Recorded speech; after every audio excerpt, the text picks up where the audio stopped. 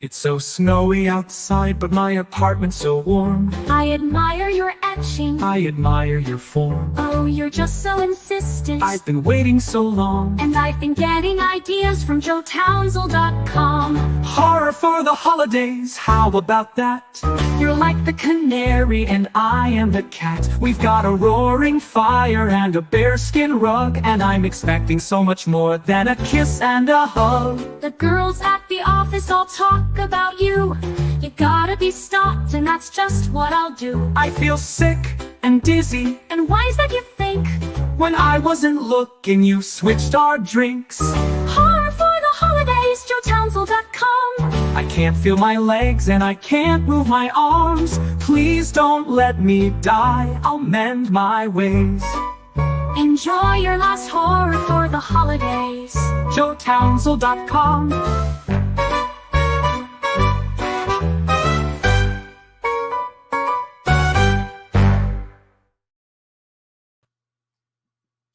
I didn't do it right. Hang on. I super didn't do it right. The hat's on backwards. Oh, gosh, spider hat. I thought you were feeling like a very different fit. I know. This is really something to get done before the show, but, Anyway. Good evening, friends. I'm Mr. Weber, and welcome to Mr. Weber's Web of Mystery. I like to play old-time radio shows for you, shows that could be about murder, could be about the supernatural, could be about just basically you not knowing what's going to happen next. And that is very much what we're going to listen to tonight. So Joe Towns will help me out with this. There we go. Tonight, we are... move the mic down a bit, Weber. It's more in focus than you are. Diana has been doing TV her whole life, pretty much. So I listen to exactly what DJB says.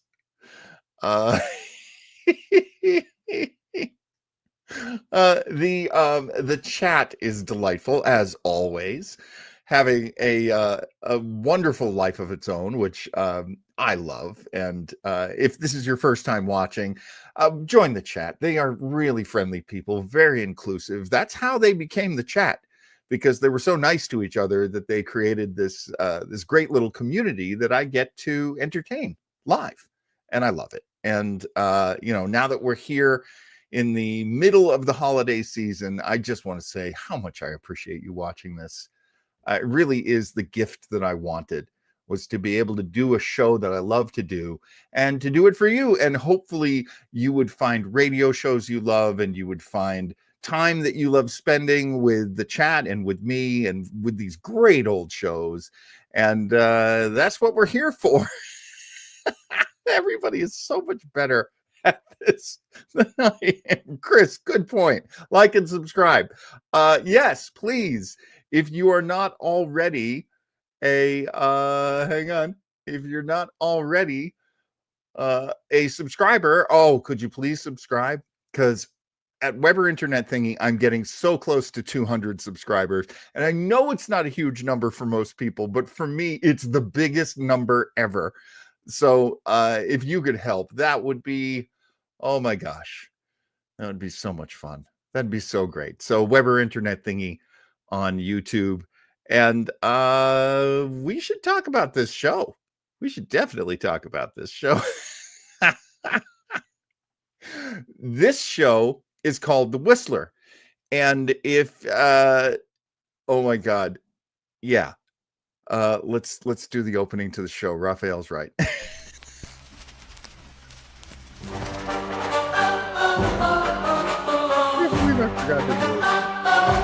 Mr. Weber's Web of Mystery.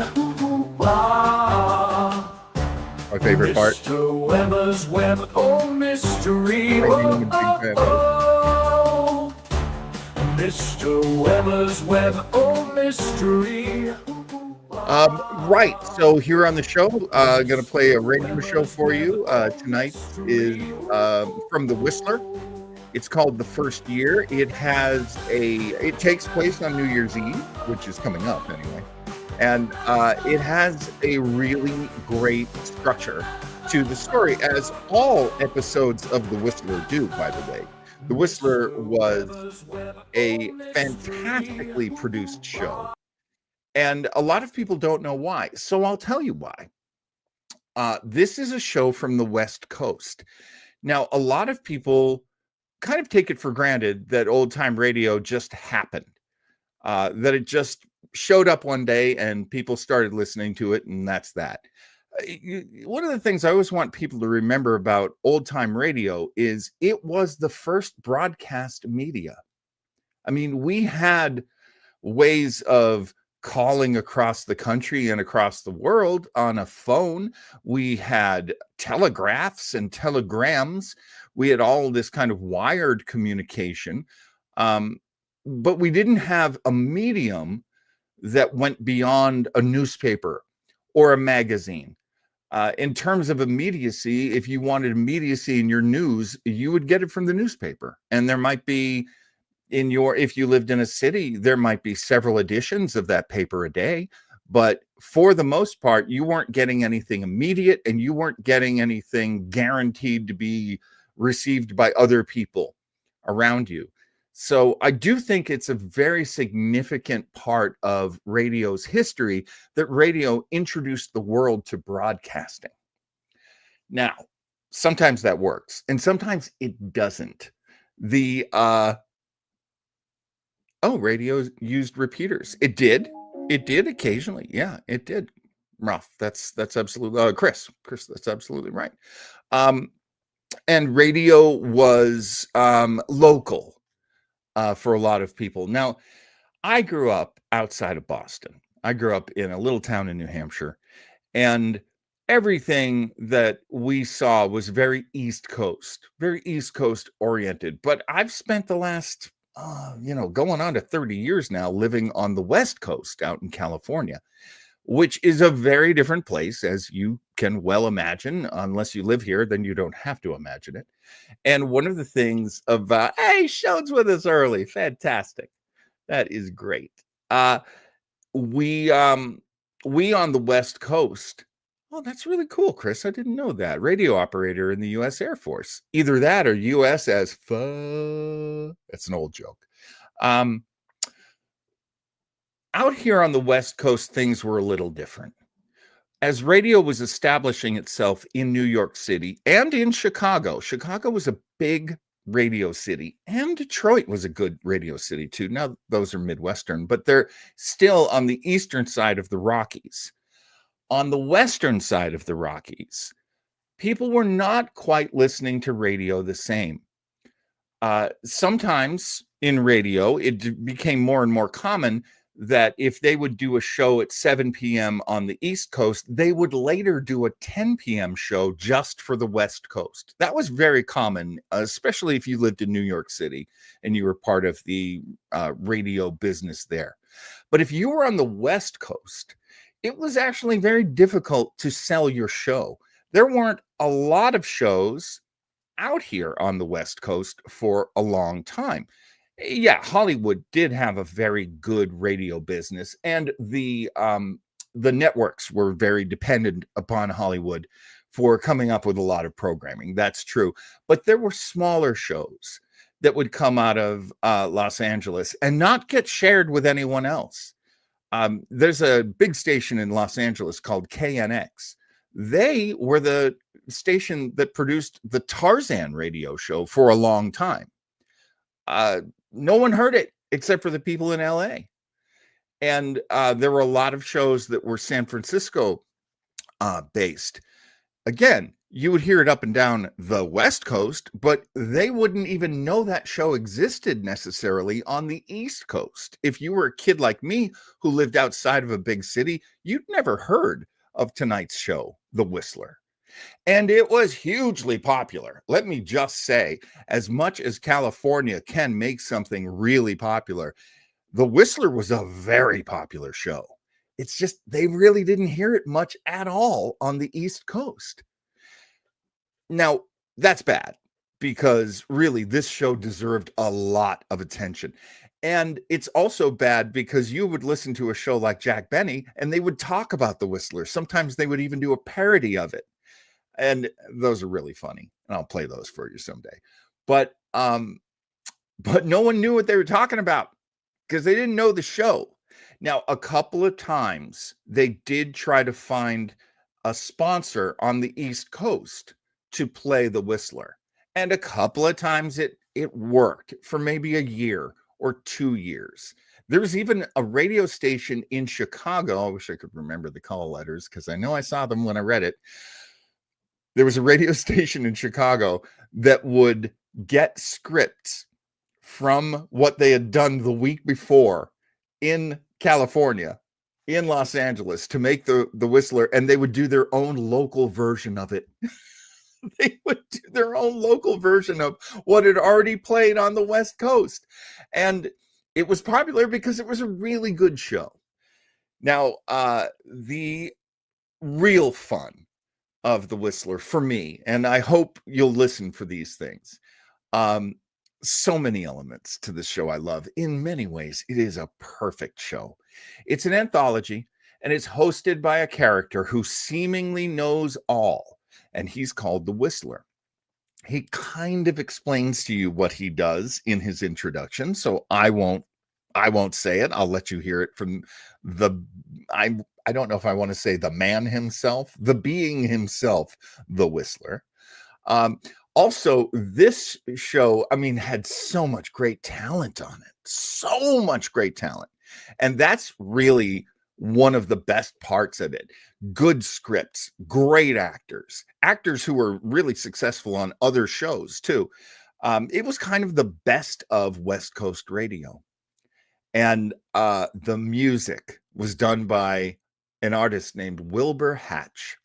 And I believe what we're going to hear tonight, CBS was the home studio for this. And so I believe he is conducting the CBS Symphony Orchestra. Now, you probably know this, but networks for most of their existence through radio and even through TV have their own symphony orchestras. I remember working on a show on a lot called Radford out here in Hollywood, way down there. It's not near where I am. But it was a day when the symphony orchestra was recording, probably for a drama. And where I parked, where the itinerant actors parked, that's where the symphony orchestra had to park. So I had to watch all these poor people wearing really nice clothes, carting their big giant string instruments and their drums and all that stuff up this long, long road to get to the stage where they were going to be recording. But it's still very cool that they do that. Wilbur Hatch was a genius. I'm going to say it in the biggest possible way, a genius. And I feel like Wilbur Hatch fought every fight he could find. He fought to be heard. He fought to make the music more important to the drama. Maybe too much? You tell me. You tell me. And then let's talk about the Whistler himself. This is a narrator, but he is very kind of mocking and sardonic, and spends a lot of time knowing what's going on in people's heads. There's a reason for that. I'll tell you after the show. That's the kind of stuff that I'm really very excited about. Now, Diana J. Brody asked the great question, is the Whistler anything like the Shadow? He was exactly like the Shadow, the way the Shadow started. Because if you'll remember, the Shadow didn't start as the superhero character that we know. The Shadow started as a host, a narrator of weekly detective stories for Weekly Detective magazine. And it was a very typical kind of character to create the Whistler, but I feel like they did everything on this show that the Whistler does. They went above and beyond. So is it anything like the Shadow, the Whistler? As Chris says, the Shadow knows. I hope you enjoy all of these elements. It is I think, a very good show. And it's New Year's themed, so it kind of fits in what we're doing here. And I should probably get you to the show. Here we go. I'm going to go find my video. We'll be going to YouTube, as we like to do. I am going to Old Time Radio Researchers, OTRR, great bunch of people. Apparently on this account, I am not subscribed, but on my other accounts, I don't have multiple YouTube accounts. Please don't tell YouTube that I said I did. Click like on it, and let's get started with tonight's episode. Now, this originally aired. Why am I not getting the original air date on this? I know I have it somewhere. Hang on. It's not there. It's here. This originally aired on December 31st, 1947, over what was called the CBS Pacific Net. The sponsor is Signal Oil, and that's actually a big reason why, as I had mentioned earlier, the East Coast did not have a strong presence of this show, because Signal Oil was only on the West Coast. They needed somebody else to host it, sponsor it out there, and it was kind of hard for them to find. We're going to be hearing Marvin Miller as our announcer. There's a straight announcer, and then there's the wicked announcer, the whistler. And Wilbur Hatch on music. What can I tell you?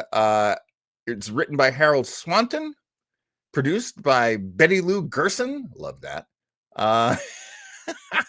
No, I'm totally wrong. George W. Allen was the producer. Betty Lou Gerson and Harold Swanton jointly wrote alongside Joel Malone. Well, a lot of cooks in this stew. You know what, John? Just get to the darn show. That's what people want. They want the darn show. Okay, so here we go. We're now going to listen to The Whistler, The First Year.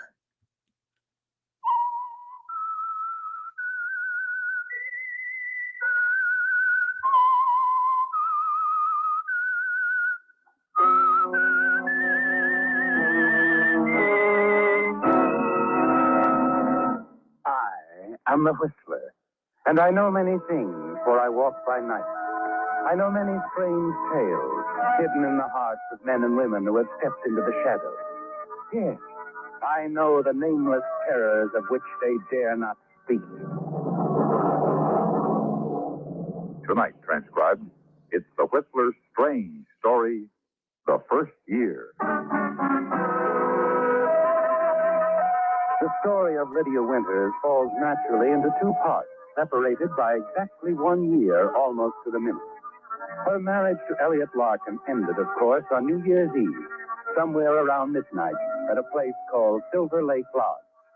The circumstances surrounding its ending are a matter of record now in the files of the police department, Homicide Division. The beginning is another story, a personal one. Just a year before, early on New Year's morning, as she entered her uncle's apartment after listening to the whistles ushering in the new year and bidding Elliot good night. Well, Uncle Philip. Oh, it's you. You old darling, waiting up for me. There's a very good reason, Lydia. I want to talk to you. And seriously, for once. Oh? And I know just what it's about.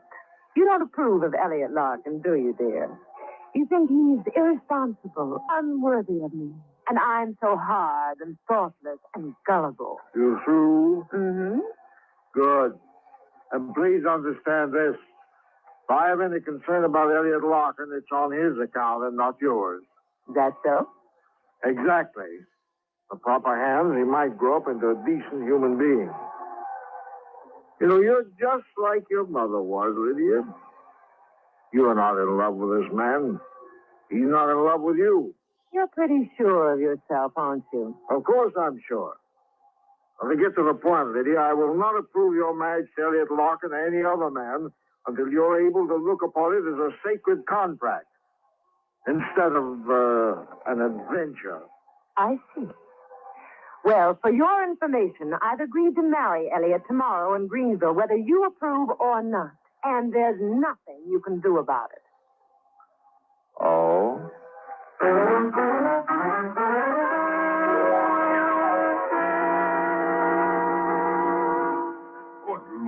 Phil, you can't do a thing like this now. Why not? You're a lawyer. You can draw it up. But it's vicious. You can't play with people's lives as if they were puppets. It's my money, Ballinger. I can do with it what I please. I'll get this again. The new will is to provide that if Lydia and Elliot Larkin live together as man and wife under the same roof for a period of 10 years, they are to receive the principal legacy of $500,000 jointly or half each, as they may choose. Then failing, it goes to the Children's Relief Fund. You got that? Yes, that's clear enough. Now, if at any time during those 10 years, either one of them die by any means, the entire sum is payable to the survivor immediately. Look, Philip, this thing is fiendish. It'll set them at each other's throats. Perhaps. If I'm right, if the marriage means nothing to either of them, it'll destroy them. On the other hand, if I'm wrong, it'll be a real reward. But don't you see, it's not a will, Philip. It's a weapon. Maybe. I know I won't live to see it work out, but you'll see it, Ballinger. You'll see it. You're to acquaint them with the provisions just the moment that I die. There's a comfortable retainer in there for you to see that it's followed to the letter. You know, I envy you, Ballinger. It should prove very interesting.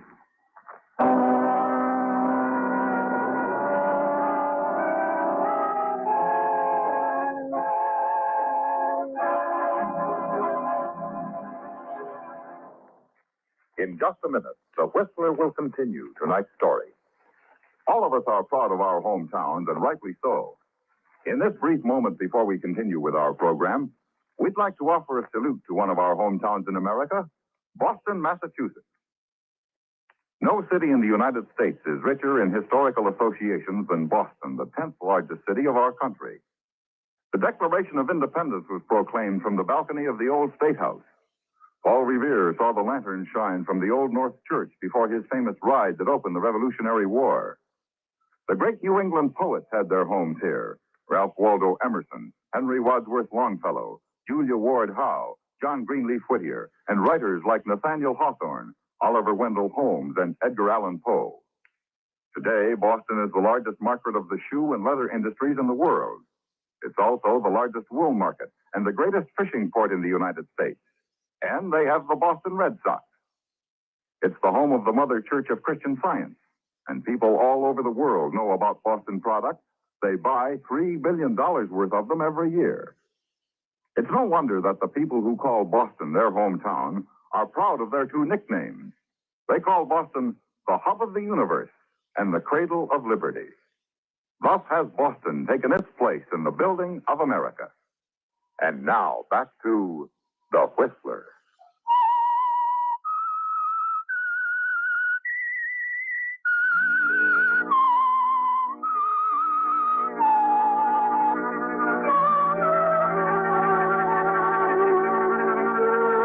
Yes, Lydia. You've escaped Uncle Philip's tyranny now. And it's worked out fairly well, hasn't it? It's not a storybook marriage, of course, but you didn't expect that. Still, Elliot is fairly presentable, reasonable, and charming, and wealthy enough to keep you well-dressed and entertained. And until something better comes along, you're content. It was an evening in October that changed all that. The two of you had just arrived home from a football game. Oh, Johnny Gates. I haven't seen him since college. And you know, it was really a lucky break running into him that way. What do you mean a lucky break? You didn't pay any attention to me or the game. No, I mean, he's leaving his job. He's going to the Orient. Oh? Yeah. Represents some liquor outfit, cordials, you know, that sort of thing. I mean, that's the job he's leaving. And it's a pretty good job. Well, what's that got to do with you? Well, he says he'll recommend me to replace him if I want it. You mean you're going to work? Well, why not? Can't be a playboy all my life. Elliot! Oh, Elliot! What in the world got into your What's so funny about I that? can't help it, Elliot. You working. Oh, go get the phone, will you? Excuse me, Lord. Hello? Mrs. Larkin, Yes? this is Mr. Ballinger, your uncle's lawyer. I'm not at home to my uncle, Mr. Ballinger. You can tell him... Just a minute, Mrs. Larkin. I'm calling to tell you your uncle passed away this afternoon. I see. It's my duty as his executor to read you the terms of his will. Who is it? Just a minute, please. Uncle Philip's dead. Something about the will. Oh, here, let me talk to him. I'll handle it. Huh? Mr. Ballinger, perhaps you don't quite understand my relationship with Uncle Philip. Hey, wait a minute. Elliot. Cover the phone. There. What Hey, do you listen to think me. you're doing? Time I knocked some sense into your head, Angel. You may as well know it now. We're broke. Hello? That's why I took Johnny up on that job. Hello, Mrs. Larkin. You had money, a lot of it. Never mind that now. Now, you better tell that Mr. Ballinger we'll be glad to talk to him. Go on, tell him. Hello? Hello, Mr. Ballinger. Yes? You can come over right away. Yeah. Hey, how'd that taste, dear? What? The humble pie. I'm not exactly in the mood for that sort of thing, Elliot. Why didn't you tell me? You never asked. You just went along with what everybody believed about the Larkin fortune. You think that was fair to me? Well, it works two ways, Angel. After all, I was under the impression your Uncle Philip's worldly goods were practically in your pocket.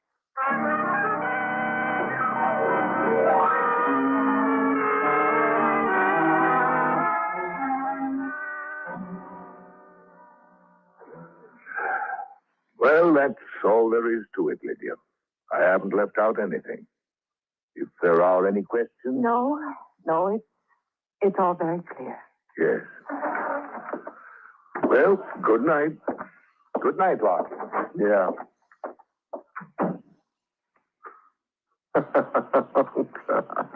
Amusement, Elliot, or the beginning of hysteria?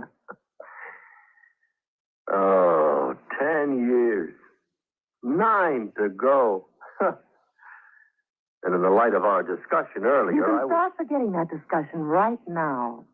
Huh? He's not going to beat me, Elliot. I want that money. I'm going to get it. Under the circumstances, The Lydia. circumstances are unimportant. Appearances count most now. You mean we put on an act for Ballinger?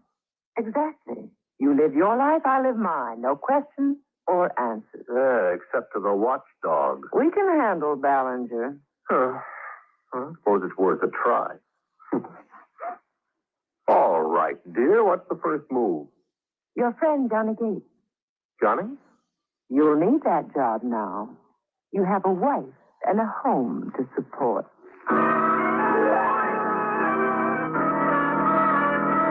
At that moment, you're forced to admit something to yourself, aren't you, Lydia? That Uncle Philip was right. That your marriage to Elliot Larkin is a farce. A hollow, mocking thing that was never meant to be. Uncle Philip might as well be alive and laughing at you, telling you that you can't win. But through it all, you determined that somehow, some way, you'll defeat Philip on his own ground. Then, on New Year's Eve, the night marking your first year together, Elliot called you at the apartment. Yes? Just thought you might be interested, Lydia. I got the job. Johnny's leaving right away. How nice. Tonight I can drink champagne that's paid for. Oh, yeah, and about that, I won't be able to make dinner until later. I'm helping Johnny celebrate. Don't worry about it. I meant to tell you we can skip the dinner plans. Hmm? I'm meeting Marty Bell at the Zebra Club. The Zebra Club? Oh, don't tell me you object. Don't. Well, I certainly do, Lydia. I don't mind what you're doing, you know that, but you got to stay away from public places. I'll see you tomorrow, Oh, Elliot. no, you'll see me tonight if you insist on going there with Belle. I'll come down to the Zebra Club And what? Don't play the jealous husband, Elliot. That's really overdoing it.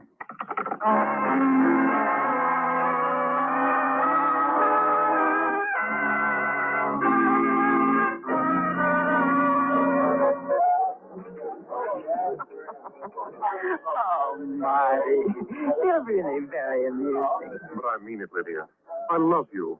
I want you to leave Elliot. Oh, stop it, Marty. You don't care a hang for Elliot. He doesn't I deserve... said stop it. There's someone coming over our table. An old friend. Really? I don't see anyone. Oh, Mr. Ballinger, what an unexpected surprise. Yes, I dare say. I'd like you to meet Marty Bell, an old friend of Elliot's. Oh? Marty, Mr. Ballinger. How do you do, Mr. Bell? Marty's keeping me company while I wait for Elliot, but he has an appointment. Maybe you'd sit in for a while, Mr. Ballinger. You've been a dear, Marty. I'll tell Elliot. Run along now. Nice to have met you, Bell. Yeah, same here. Goodbye, Lydia. Bye, Marty. Thanks so much. He's such a dear. Lydia, I've been intending to bring this up for some time, I hear. Well, you know, when there's any sign of trouble between you, you're on dangerous ground. Why, Mr. Ballinger, I don't know what you're talking about. We're getting along beautifully. Where is Elliot, Lydia? It's New Year's Eve. You two should be together. Well, of course we should, but the night is only beginning, Mr. Ballinger. Oh, wait, there's Elliot now. Well, here's my stray lamb.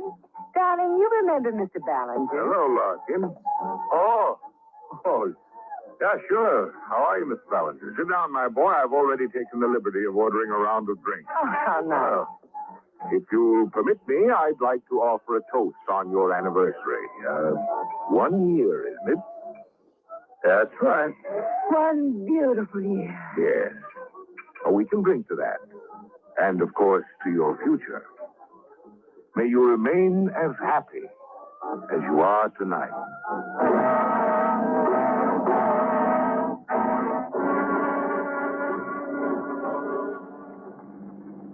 I hope Mr. Ballinger doesn't think it odd, leaving so early. I explained it to him. I've got to drive a friend to the airport. Oh, Johnny Gate? Yeah. Going up to Seattle on the midnight plane. What I didn't tell Ballinger is that I'm going too. What? Yeah, I got my ticket, suitcase in the back. Elliot, you can't do this. Why not?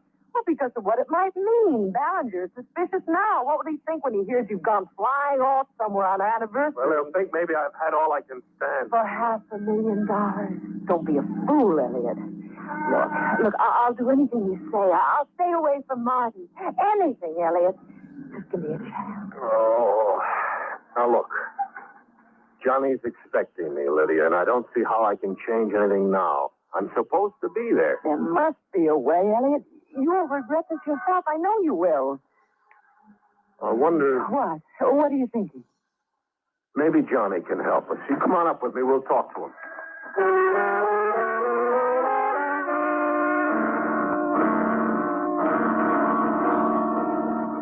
Well, maybe I'm a little slow, Elliot. Give me another rundown on that, huh? Oh, it's simple, Johnny. I would like an extra day down here, that's all. Now, you're flying north anyway, so couldn't you send that wire to the company for me? From the Seattle hotel to cover you with the company. Yeah, that's right. That way, Lydia and I can be together on our anniversary.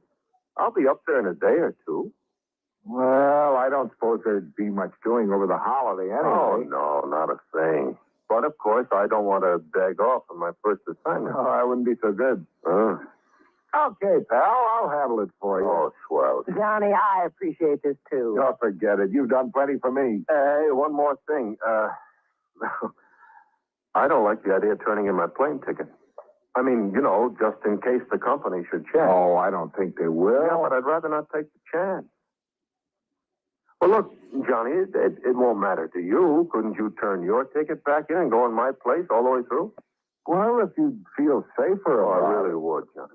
Okay. Oh, I'll check into your hotel for you. The work. Oh, But say, we better get going. yeah, right away. I'll finish packing. Yeah. Well, satisfied, Lydia? Perfectly. As long as we're trying to make it look good to Ballinger, maybe we ought to go whole hog. How do you mean? I mean, after we drop Johnny off at the airport, how about driving up to Silver Lake Lodge? Wonderful. Yeah. Remember the first time we were there? A brand new year. Brand new life. I remember it perfectly, Elliot. I'd love to go. I think it's exactly what Mr. Ballinger would like. Well, Lydia, for the moment you've won. But the worry of the future is on your mind driving down to the airport and watching Johnny Gates off on Flight 27. And all the way up to Silver Lake Lodge, you wonder about those 9 long years ahead. It isn't going to be easy, Lydia, but somehow you're determined to make Elliot continue to see it your way. On the highway of life, we ain't even got a sister brother. A few miles below the lodge, you ask him to stop at a roadside store. Just want to get some cigarettes, Elliot. I'll be right back. Take your time.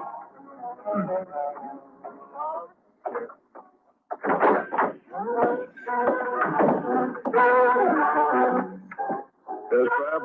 Pass a cigarette, please. Take your pick. It will do. Here you are. A special flash. Then back to the New Year's round-the-town celebration. Flight 27 of Fearless Airlines, northbound for Portland, crashed and burned in an unexplained accident 1 hour ago. All on board were killed. It comes that suddenly, doesn't it, Lydia? The answer to everything. Elliot, the money, everything. Yes, Lydia. Elliot was on that plane, even if it was in name only. At this very moment, as he waits for you in the car outside, he is officially dead, certainly unidentifiable. And the words of Uncle Philip's will keep running through your mind. If at any time either Lydia or Elliot Larkin die, the entire sum is payable immediately to the survivor.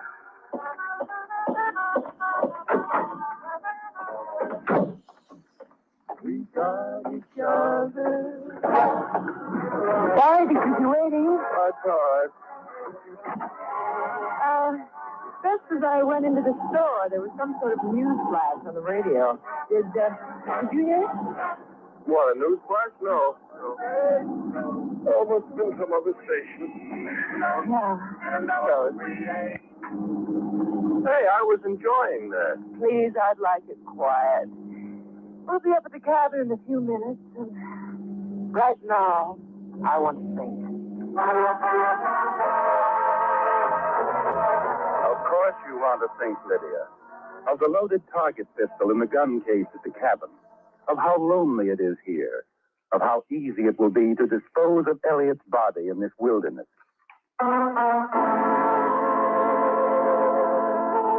eyes are on the gun case now. Just over Elliot's shoulder as the two of you sit in the living room of the cabin before the fire that he's built for the occasion.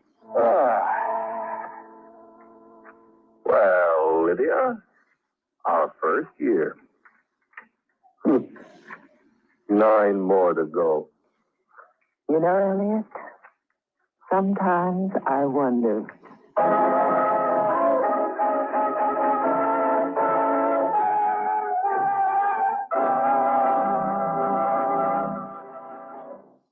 Don't be half right.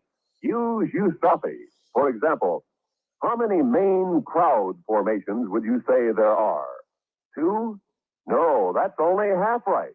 Brush up on your aeronautical meteorology. Tell your I&E officer you want to study with the United States Armed Forces Institute, USAFI. It's easy. It's simple. If you don't want to be half right, use USAFI.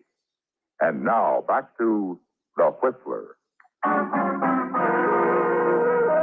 Yes, the marriage of Lydia Winters Larkin ended on a New Year's Eve at a place called Silver Lake Lodge, where she'd spent her honeymoon just a year before. There's a complete record now in the files of the Homicide Division. A record, too, of the persistence and determination of one of their detectives, of his curiosity over the crash of a northbound airplane and the supposed death of a passenger named Elliot Larkin, of a trail which finally ended with a confession of murder under a cold white light at police headquarters. Go on, Mr. Larkin. Oh, well, may as well know it all, I guess. I thought my alibi was perfect. I figured Johnny Gates had put me in Seattle at the time of the crime. You figured that out when Ballinger read you the will. Well, that's why I took the job. Wangel an assignment in Seattle the night Johnny was leaving. I did need the money. I wanted the $500,000. Never would have taken the chance if I hadn't thought it was airtight. And your alibi blew up in that plane. Yeah. And you know, that's funny. That night in the car on the way up to Silver Lake? Yeah? And she asked me about some news flash. I think that was about the plane. Now, I wonder why she didn't tell me. Now, a question. Do you know when PT boats were first used by the Navy? Around 1810, Robert Fulton of steamboat fame built what is considered to be the grandfather of our modern PT boat. His torpedo boat was 27 feet long and had 6 oars. The boat was provided with 4 blunderbusses on swivels, each one tended by a Marine armed with pistols and cutlasses.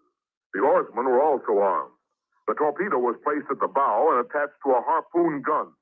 When the boat approached the target ship, the gun was discharged and the torpedo released, a far cry from the PT boats of today. This is but one of many interesting facts which can be found in the history of your United States Navy.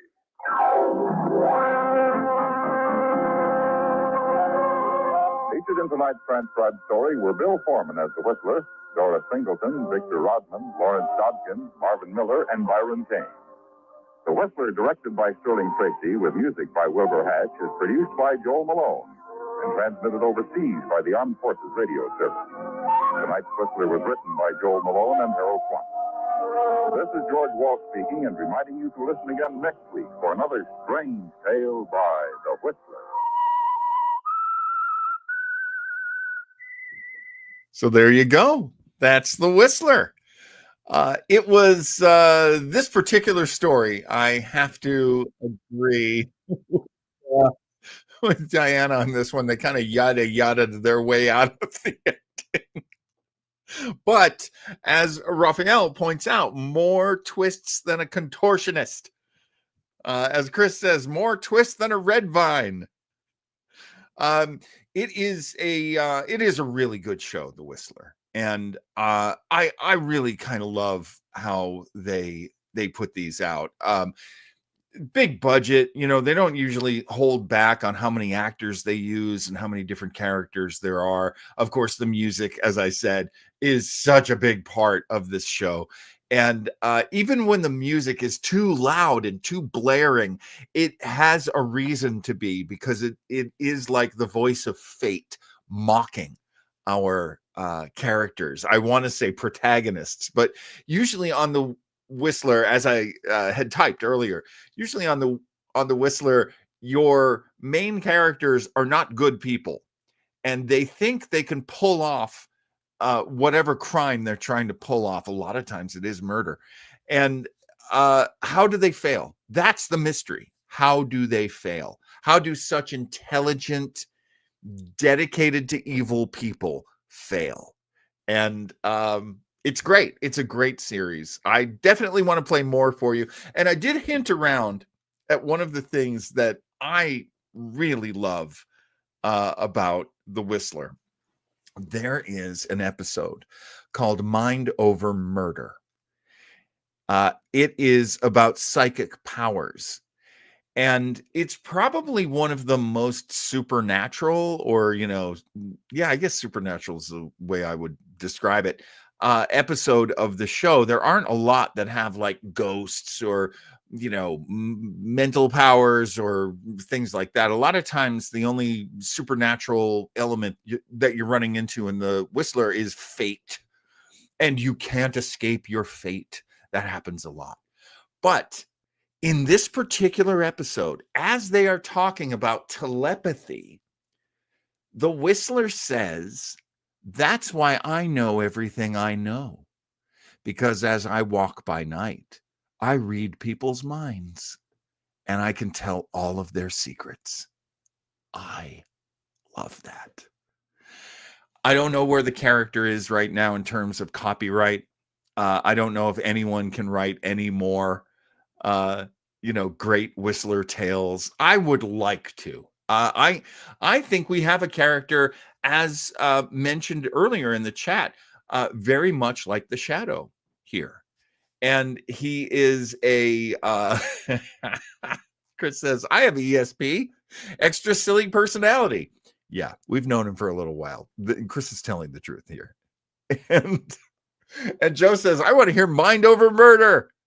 Diana says, yeah, Mind Over Murder sounds great.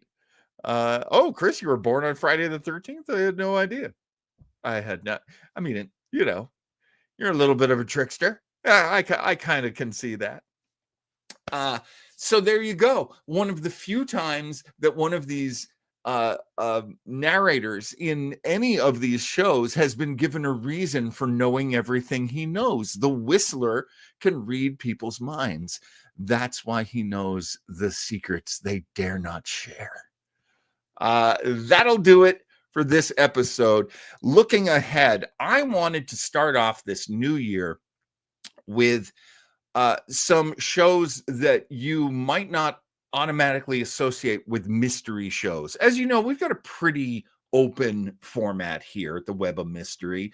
I'll play you some things that are kind of ghostly or supernatural. I'll play you mysteries that are just being solved by great detectives. I also want to play for you some shows that are incredibly popular in their history, but people may not have any idea about them now. So we're heading in that direction in January of 2025. There's a show that you've probably heard of, but I don't know if you've ever heard an episode of this show, and it is Gangbusters. A lot of times we'll talk about, you'll hear the phrase used still. Oh, they're going like gangbusters. Oh, it was like gangbusters out there. This is what they mean. The show Gangbusters was hugely popular. As a matter of fact, and I don't know if the other radio fans would agree with me on this, but I think I've got something here. The popularity of Gangbusters in the 30s and the 40s was very similar to the popularity of the TV show The Sopranos. It was, in its time, the show about criminals, and you would hear these stories of how bad these criminals were. And while the cops were always getting closer and learning more, they were never quite at the level of catching the criminal. And the criminal was always on the run. There were a lot of different ways that they told the stories on Gangbusters, but you would see so much of the story as it was reflected in the life of the criminal. So I'm going to play you The Case of the Mysterious Boarding House, very much a typical Gangbusters episode. And you're going to hear the show that drove them crazy back in the 30s and 40s. Oh my gosh, people loved this show. It was, for many people, too violent, too provocative, too filled with the glamour of a gangster's life. And that's the reason why so many people loved it. So there you go. Next week, Gangbusters. We're going to hear The Case of the Mysterious Boarding House.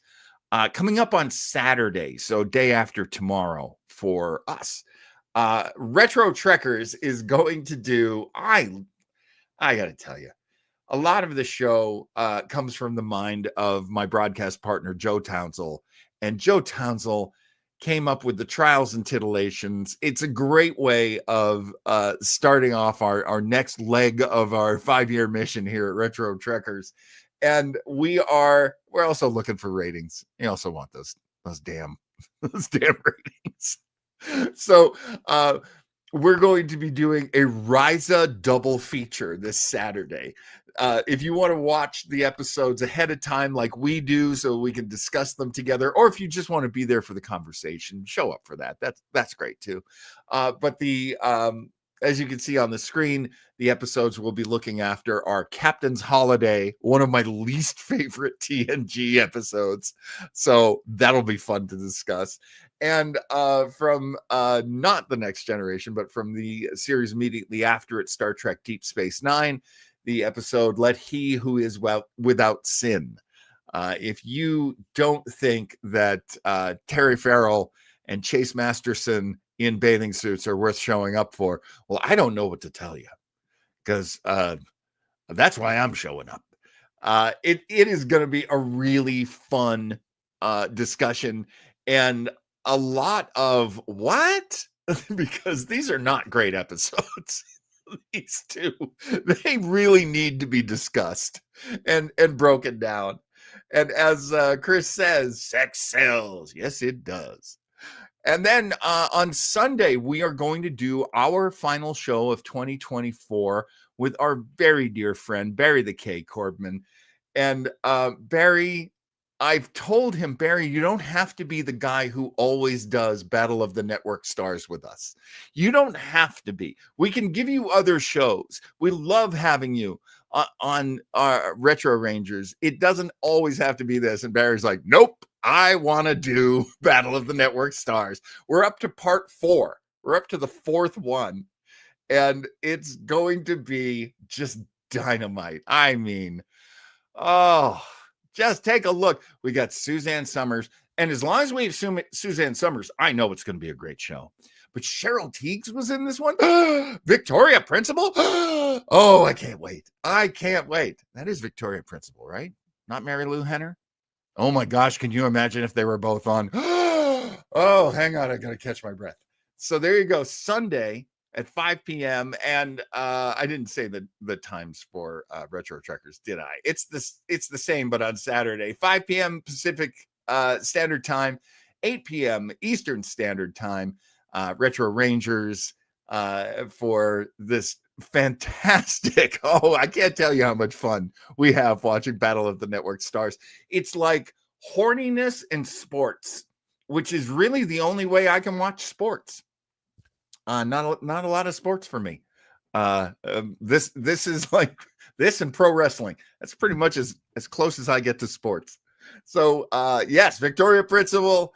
And of course, Howard Cosell and Caitlyn Jenner in her early years. It's going to be a dynamite show. I really hope you can join us this weekend for 2 really great shows, starting at 5 on the Pacific Coast, 8 p.m. on the East Coast. And once again, I want you to join us for Gangbusters. It's going to be a lot of fun.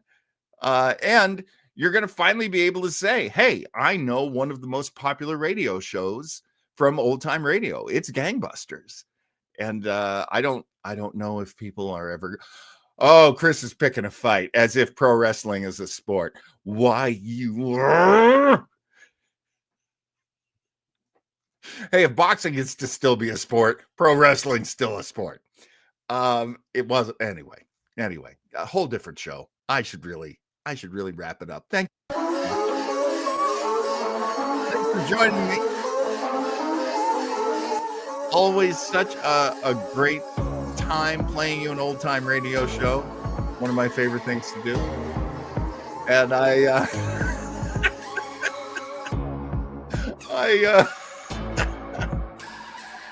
really appreciate you being with me. Next Thursday, I hope you'll come back for Gangbusters. And I really can't think of anything else to say. I'm going to repeat what Raphael says and say thanks, chat. Good night.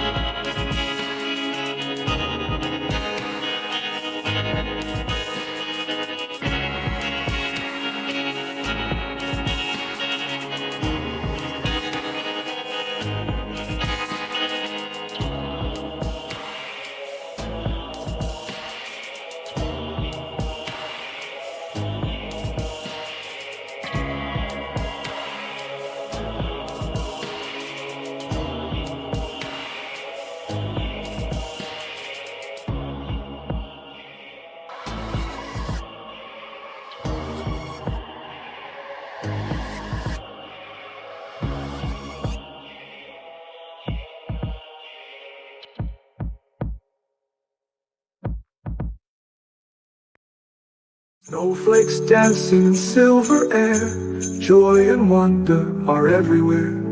Stories shared by firelight make Christmas happy, warm and bright. Ho, ho, horror, what's beneath the tree? Ho, ho, horror, gifts as far as you can see. Every story has a turn when the shadows come to call. Ho, ho, ho, ho, best gift of them all. Pages turning in the dark, tales that leave their lasting mark. Every gift wrapped just for you, holds a nightmare coming true. The stories crawl across your mind, leave reality behind. When darkness falls on Christmas Eve, there's no escape, you cannot leave. Ho ho ho ho horror, what's beneath the tree? Ho ho horror, now you finally see. Every story has a cost when the creature comes to call. Ho ho ho ho, claims us one and all.